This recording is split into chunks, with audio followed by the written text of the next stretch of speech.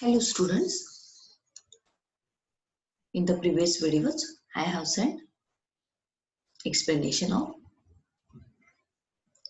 fiber to fabric.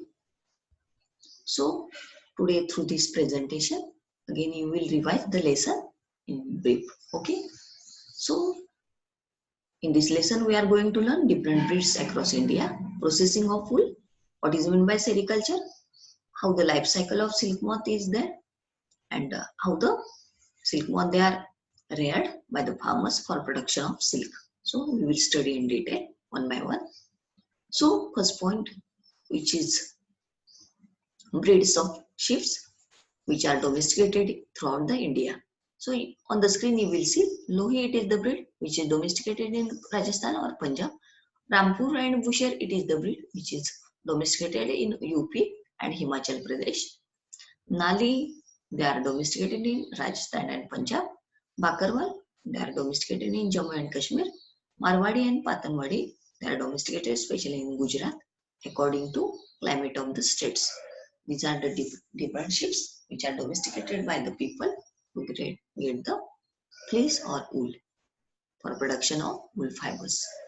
So the next step, that is how the processing of wool is done from the rough fleece. Okay. So in this processing, there are mainly 6 steps which we will study in detail. So first step, it is shearing, which is meant by cutting wool. It is done mainly in summer season, which is meant by cutting the wool with the thin layer of skin. It is done. So scouring, it is the next step, which is meant by washing the wool thoroughly to remove the dirt or grease from the fleece. It is done in machines or water tank with the workers. So next step is sorting, which is meant by separation of wool fibers according to texture. It is done in factories. The next step, it is cleaning the burrs, which is done, which is meant by removal of burrs, which are the clots of the wool fibers. Next step, it is dyeing. As the fleece, it is mainly in brown, black and white in color. So it is needed to color according to need. Okay, so they are colored or dyed. So the last step, it is after dyeing, it is rolling. So it is now the wool is ready. So it is turned the comb into long and short fibers, and they are spun into threads, wool threads, and they are sent for selling in the shops. So in this way, you will see how the processing of wool it is done from rough fleece to the fine product of the wool. So you will see here the steps: shearing, scouring, sorting, cleaning burrs or clots, then dyeing means coloring, and rolling into fibers, long and short fibers for selling in the shops. So the next product or next fabric, that is silk, we will study in detail. So the branch in which people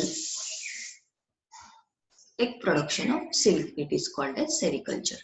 In this sericulture, farmers they rear the silkworms according to their need to obtain the silk fibers. So it is branch in which production of silk fibers it is done.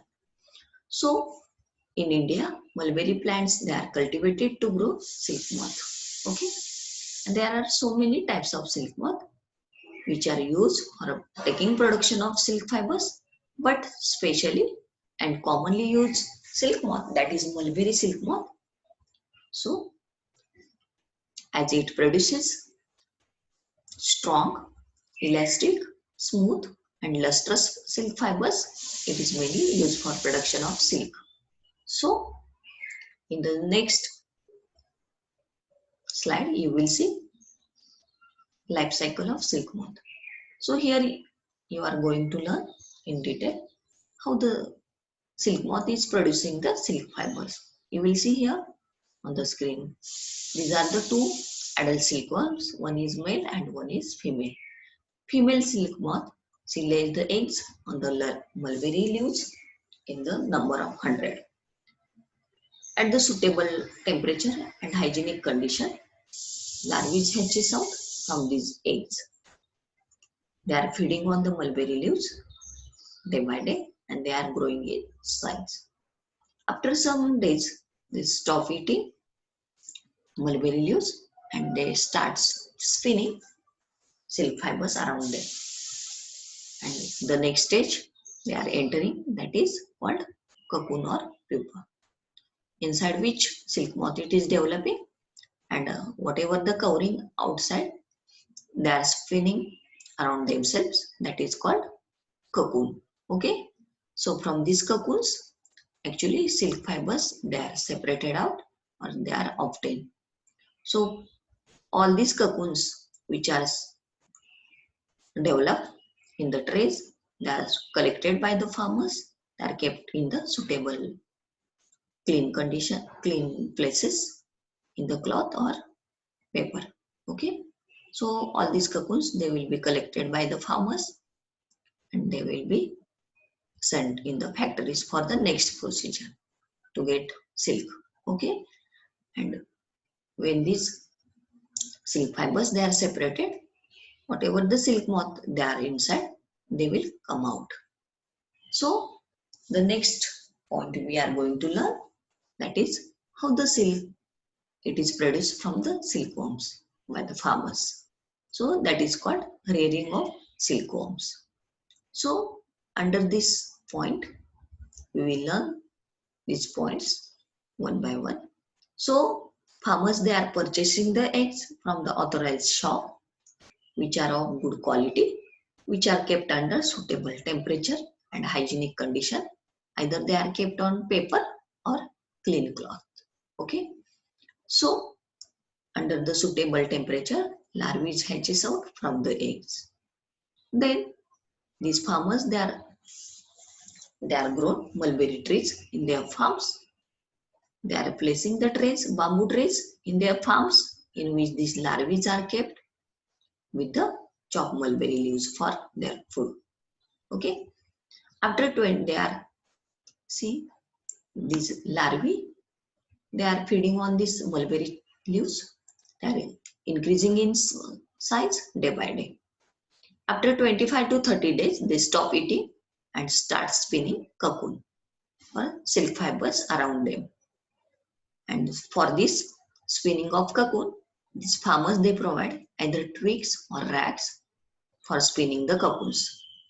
Then these larvae they take shelter in the small hole in the rack, or they are attached to they get attached to the twigs and start spinning the cocoon around themselves.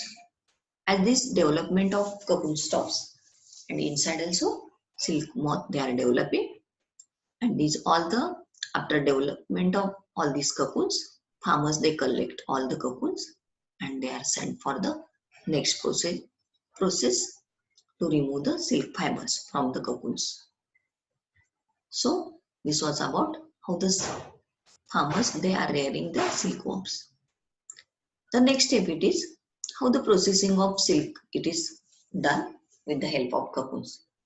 Now you have learned how the cocoons develop from the silk moths. Now all these cocoons they are collected by the farmers.